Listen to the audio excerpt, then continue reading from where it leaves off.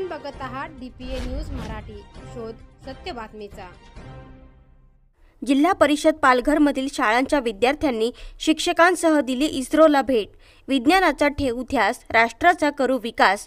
भविष्यवेधी शिक्षणाच्या कल्पनेतून जिल्हा परिषद पालघर शिक्षण समिती व शिक्षण विभाग यांच्या संकल्पनेतून पालघर जिल्ह्यातील इन्स्पायर मानक अवॉर्ड स्पर्धा परीक्षा, राष्ट्रीय बाल विज्ञान परिषद, विज्ञान प्रदर्शन इत्यादी क्षेत्रातील आणि उपक्रमशील शाळेतील गुणवंत विद्यार्थ्यांची व शिक्षकांची निवड शिक्षण विभाग पालघर यांच्या मार्फत करून जिल्ह्यातील 8 तालुक्यातून 30 विद्यार्थी, 8 शिक्षक, 2 प्रशासकीय अधिकारी यांनी दिनांक 26 फेब्रुवारी 2024 रोजी इस्रो सेंटर बंगलोर येथे भेट दिली।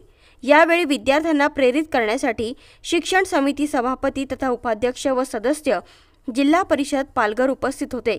भारताने आतापर्यंत प्रक्षेपित केलेले 130 पेक्षा जास्त कृत्रिम उपग्रह यांच्या प्रतिकृती यांची प्रत्यक्ष माहिती इस्रो सेंट्रलमधील तज्ञ वैज्ञानिकांनी विद्यार्थ्यांना दिली।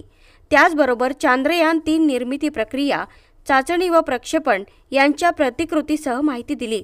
विद्यार्थ्यांनी यासंबंधी आपले प्रश्न, उपग्रह निर्मितीबाबतची कुतूहलात्मक शंका तज्ञ वैज्ञानिकांना विचारली व त्या प्रश्नांची त्यांनी समाधानकारक उत्तरे दिली।